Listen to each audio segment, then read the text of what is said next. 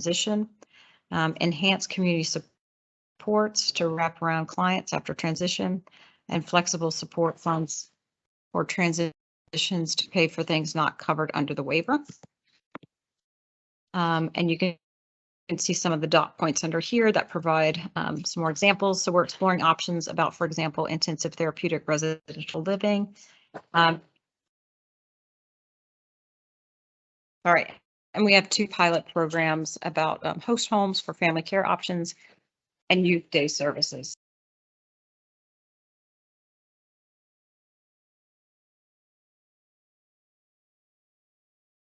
Anything, Tina, you want to add, or Jake, on these? I do not. No, I don't either. You do have a question I see on here. Several hands are going up now. Yeah, Matt, do you want to kick us off? Yes. Hi, Caprice or Tina, whoever could answer this.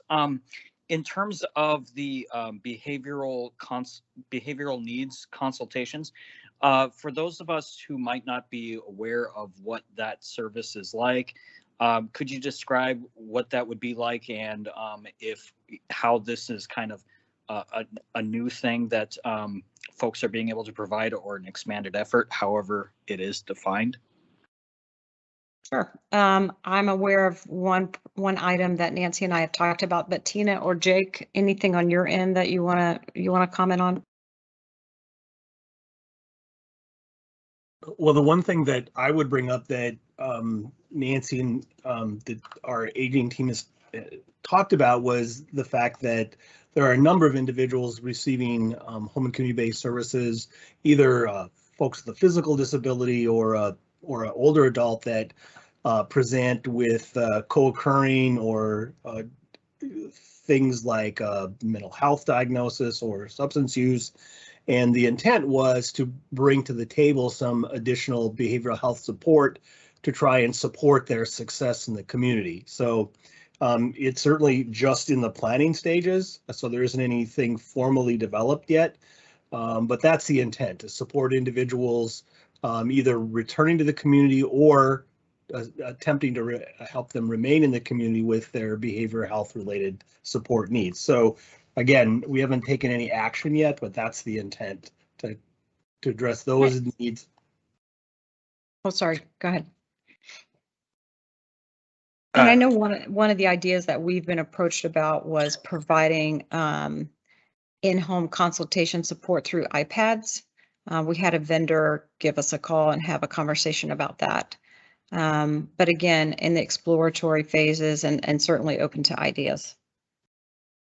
I would just say the concept of that sounds quite promising, because for those of us that have family members, friends, loved ones in the direct service provider realm, there have been a number of people across the disability spectrum that have had behavioral health issues. And it's been difficult for direct service providers to respond to those needs adequately with their own safety in mind, as well as the safety of their clients. So any expansion into that territory is very much appreciated for both employees as well as clients and their families. So thank you. No, I think that's great. And one of the issues that we talked about with the vendor is the fact that, so they have a company who would provide that in-home consultation support, sort of almost like a telehealth. But part of the issue is we have pretty strict rules or pretty strict laws about you have to have a North Dakota license to provide services, at least in Medicaid for North Dakota clients. And so I do think that, it's important, and I'm glad that, that's something that we all are invested in looking into further. But, if some of those solutions are going to be possible, then that is a conversation we're going to have. I can't see other hands, Dan.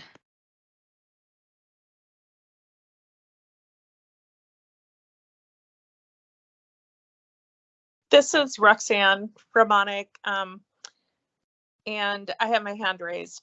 But just to tag on to that, has there been any thoughts of incentivizing education Because while we may have payment source, we definitely don't have staff. Have you thought about like educational grants for people to go back to school to provide those behavioral supports? Because I think that's one of our biggest barriers. I think we'd have to take that back to Pam. I know she and DOH have been working on building out the behavioral health workforce. But happy to take that one back.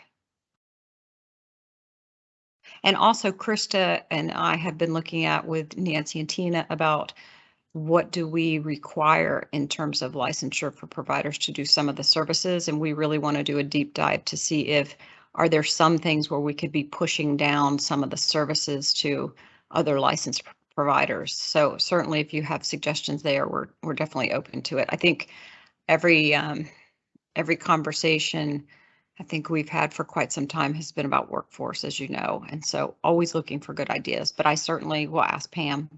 Roxanne. Thanks, Caprice. Grace, when you were saying pushing down services to other licensed providers, can you parse that a little bit, break that out? So on the 1915I, we had to be very clear for each service about what the provider types are. So that was a CMS requirement. So for example, if you were going to do care plans, what are the what degrees did you have to have? If you're going to do housing support services. And so we negotiated back and forth with CMS about what those qualifications are for those providers. And so what we would like to do is go back and take a look at those across the waivers to see is there any room that we can. So for example, you know, it isn't just someone that has a social work license that can do care plans. We open it up and we try to include other bachelor's degrees or other professional degrees. For example, to Roxanne's point, if you know a child well in the school system, you should be able to, you know, fill out the HUDOS and create the care plan. So we're trying to figure out how do we involve as many providers as we can by taking a look at our licensure qualifications. There's some things you just can't do anything about, right? If you need to be a nurse, you need to be a nurse. But it's those other licensed providers that we want to take a look at.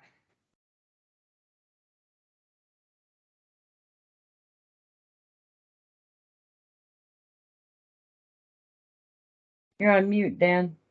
We have a question from you, Deneen. That's why I was saying. Oh, well, it's not really a question. It's more of a comment. I think, and I don't know, Caprice and Tina, maybe you can answer this. I thought at one of the last few legislative mental health hearings, or maybe that was the Department of Human Services, was there not discussion about some of that licensure anyway, especially when we've got kids that can't get their work hours after they've gotten their master's, they have to go out of state to get those work hours. And then when they try to get back with their licenses, like their LPC or their LPCC, they can't get back here because they don't accept reciprocity in North Dakota. So I think that's being looked at, but it would be great if the department would also take a deeper dive into that, because I think that really makes a difference with our workforce shortage that's happening across the state.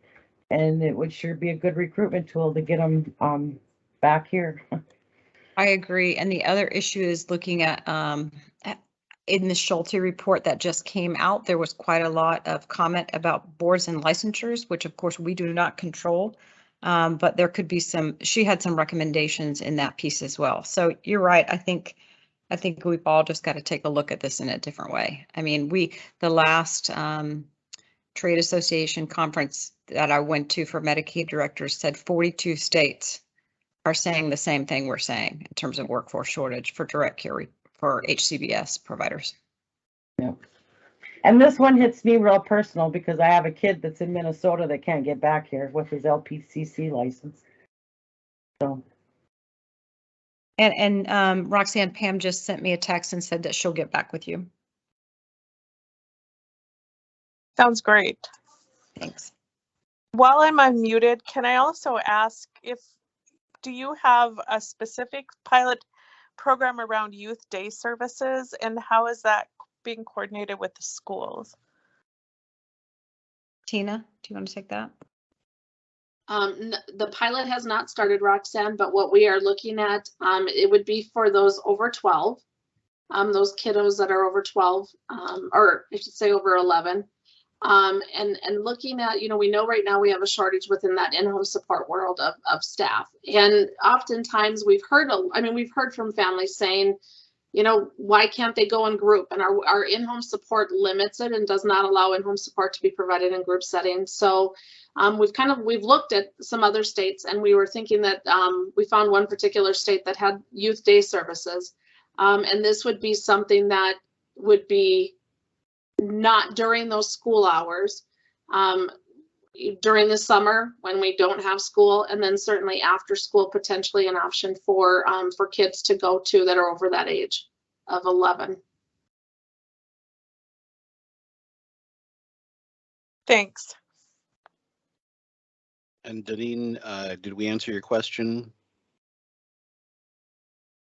Yes, sorry. No problem. All right, we're back to Caprice. Oh, and then I saw there was a question about intensive therapeutic residential living. Tina, do you want to take that one? Sure. So one of the things that this is specifically in that transition area, and we know we have a population in our state institutions, whether it's our state hospital or our life skills and transition center. And so what we're trying to figure out is looking for a solution of maybe closer to home, having some more, maybe the smaller type community homes, residential living facilities that are, I shouldn't have said facilities, that's not the right word, a residential living setting that provides some of that wraparound and intensive care that our state institutions do, but are in the community. We're hoping that if we can create something like this, that for somebody that maybe needs to get out of their current living situation, that they can go closer to home, that maybe would be able to keep the family engaged, the other provider, if it's a community provider that's serving them.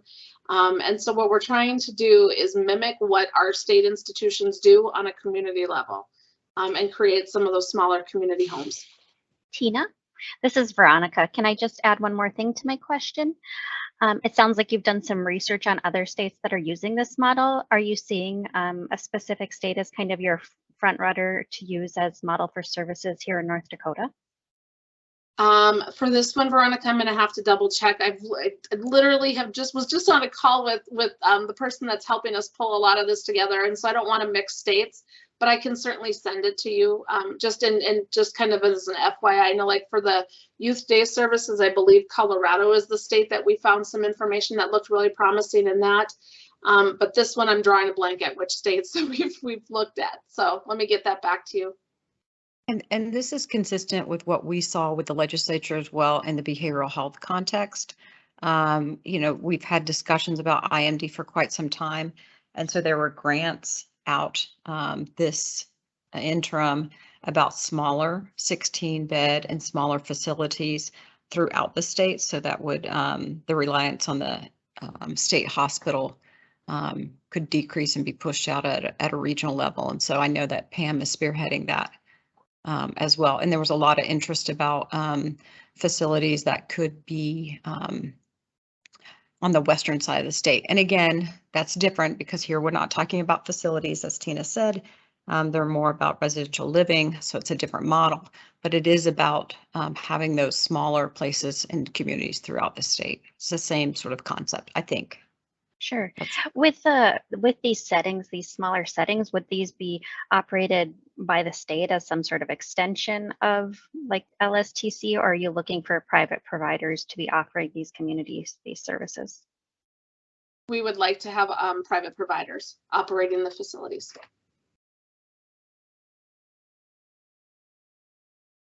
I think that would be great. And Brittany? Sorry. I just wanted to jump on to Veronica's thing too.